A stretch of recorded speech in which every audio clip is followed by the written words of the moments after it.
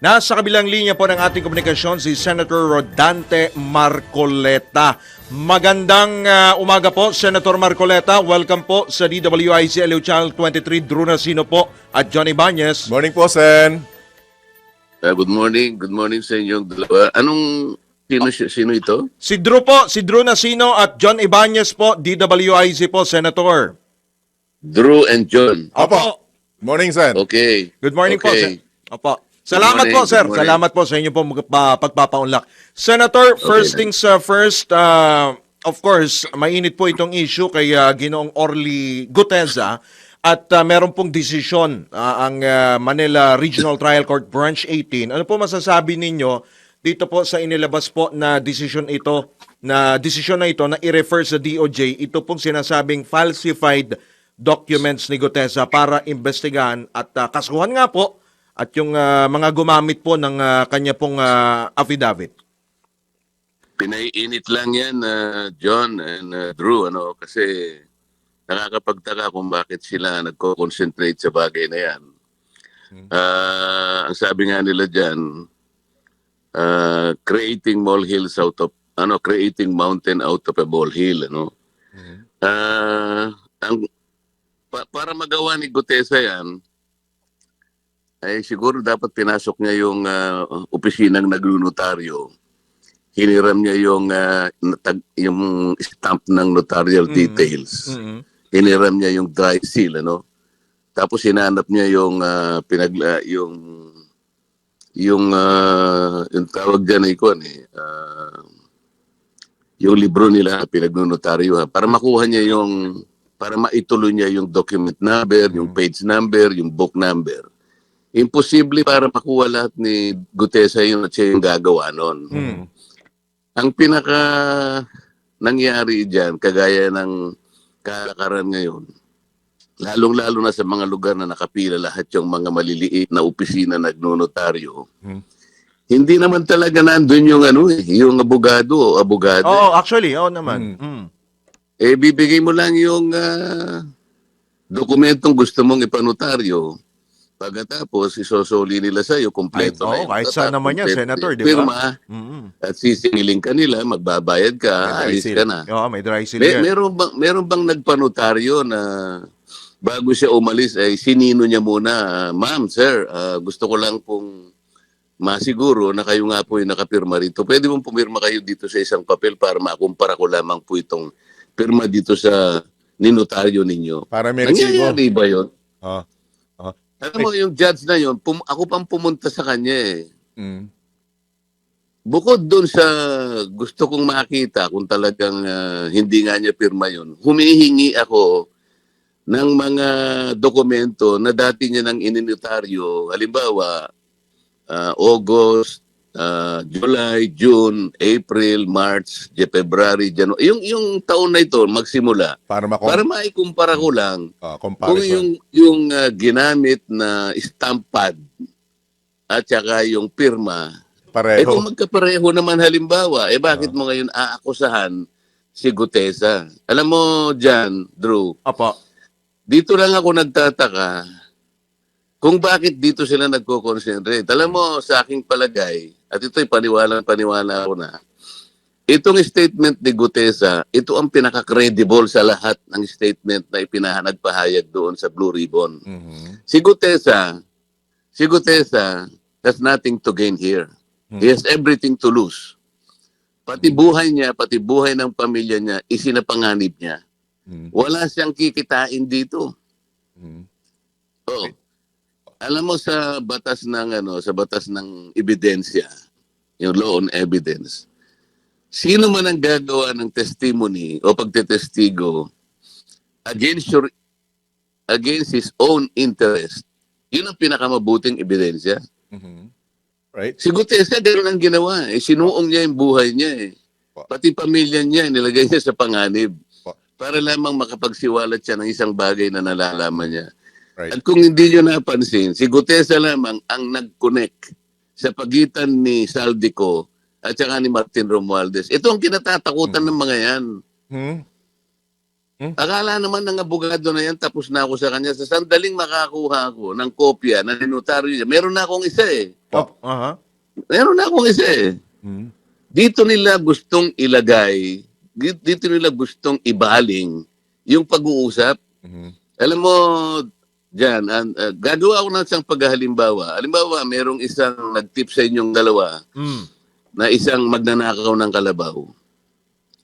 Hindi nyo ba papansinin kung sino yung sinabi niya na magnanakaw ng kalabaw? Ang gigi sa inyo ba yung sa inyo? Mhm. Mm.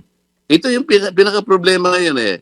Ang Blue Ribbon Committee nahulog na doon sa aking pagpapalagay na ito'y nauwi na sa police investigation eh. Hindi na investigation in aid of legislation. Mhm. Palibhasa kasi yung nag-chairman, police talaga eh. Aha. No police ba, Senator Marcoleta? Banggitin nyo?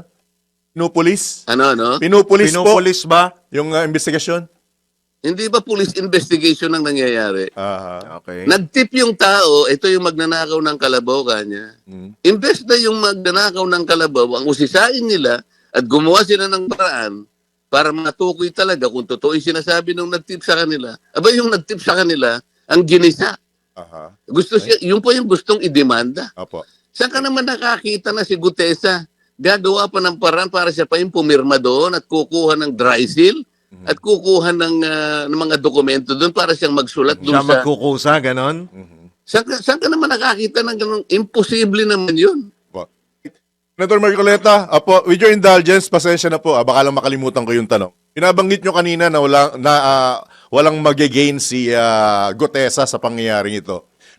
Naniniwala po ba kayo na kung sino man yung nagdala sa kanya sa inyo ay walang ipinangako kay Gutesa, Senator Marcoleta? Ba, tanungin ninyo si dating Congressman Mike Defensor. Mm. Siya yung tumawag sa akin para makipagkita sa kanya. Opo. Eh, sabi ko sa kanya, Mike, wala na akong panahon ngayon. Magsisimula yung session namin at 3 o'clock. Mhm. Sabi niya, Sen, baka meron kang 10 minutes dyan or 15 minutes kasi nandito lang naman kami dito sa... Tutukuyin ko na. Talaga namang yun na sinabi ko sa pagdinig. Yung sa yung sa Seascape, merong Golden China dyan. Ah. Mhm. Mhm. O dahil yun ay 5 minutes lang naman sa Senate, tinagpo ko yung tao. Kasi basahin mo lang, sabi niya, meron siyang prepared na affidavit dito. Mhm. O yun ang ginawa ko. Mhm. So ngayon, kailangan ipatawag nila si Mike Defensor. Yun! Kanina pa namin Hindi ba? binabanggit, Senator. Okay. Mhm. Oo. Mhm. At hindi lang naman si Mike Defensor ang nandun. May 2 pang taong kasama niya, bukod kay Gutesa. Mhm. Kasama ni Mike, 3 sila. Po. Pang-apat si Orly Gutesa. Sino po yung dalawa, Senator? May Ay, idea po kayo? si Mike Defensor na siguro, baka magkamali pa ako sa pangalan. Senator, yun ang bago, ha? Pagkakabanggit nyo na willing kayong at mas dapat tumarap at ipatawag si dating Congressman Mike Defensor. Senator. Ipatawag lahat. Kaya lang, alam mo, kaya nga ayaw ko sanang dito mapunta yung pag-uusap. Mm. Ibinabaling nila sa isang bagay na hindi dapat ito yung tukuyin eh. Pero kung yun ang gusto nilang tukuyin, puntahan natin sandali. Po. Mhm. Pero yung sinasabi ni Gutesa, na may binanggit siyang mga pangalan doon, kamukha nung tumatanggap ng pera, yung nagbibilang ng pera, ang pangalan ay John Paul Estrada, merong Mark Tiksay, hindi man lang nila tinawag.